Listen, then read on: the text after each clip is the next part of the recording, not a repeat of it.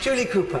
Thank you, Madam Deputy Speaker. I'd like to put my comments in context. My constituency of Burnley has wards that regularly feature in the most deprived wards in the country in terms of multiple deprivation.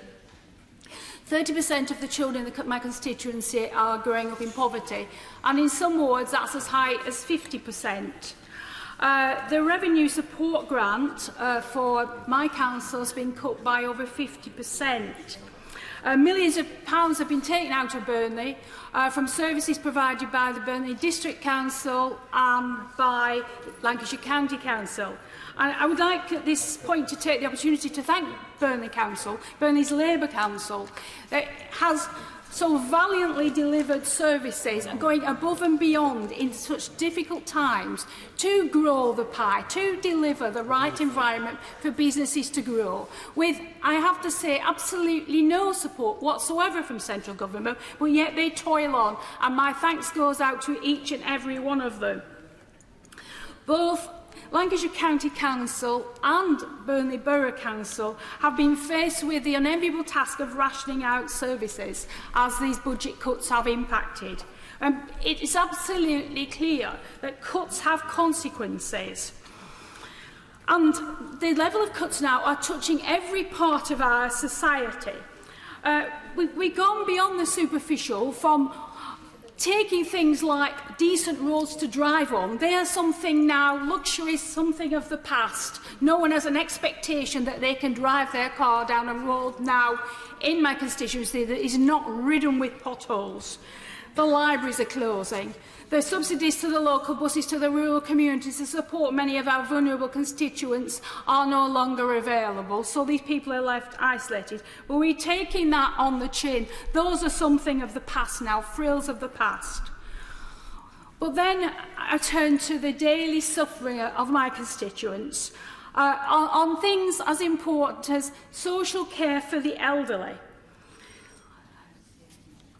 Old people, many of them sitting alone in their homes, relying on carers, the only contact they have with another human being in the day, in 24 hours, cuts to care packages that mean 20-minute visits where there's barely time to prepare a hot meal and get somebody out of bed who's been waiting desperately for toilet needs. This is what we've come to.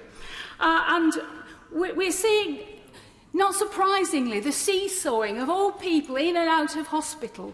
Inadequate social care budgets have consequences on the wider NHS. When old people languish in hospital beds, not bed blocking, they don't want to be in the hospital, their families don't want them to be there. They want to be in their own homes and afforded a dignity in their own home. And that's just not happening as a result of these cuts, despite the Council's best efforts.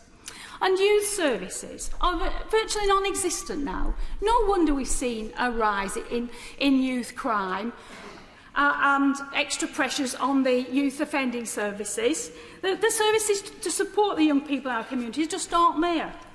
The Women's Refuge in my constituency that regularly has to turn desperate women away because it's absolutely full and bursting at the edges is a threat of closure, and I still cannot guarantee from one year to the next sustainable funding. This is an absolute disgrace. A service, dedicated people protecting vulnerable women and their children is a threat of closure.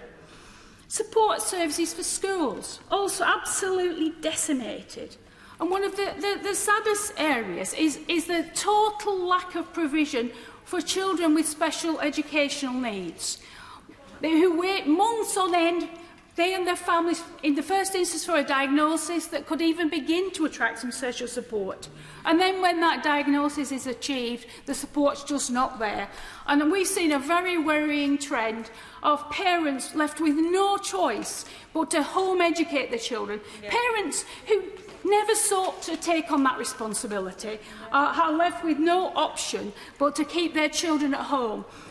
This isn't helping the family, it's not helping the children, and it's so, this and the other, they are so short-sighted.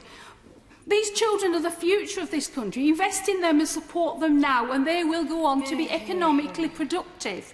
In the same way that taking services from all vulnerable people is actually storing up trouble, not just for the local council, but for the wider economy.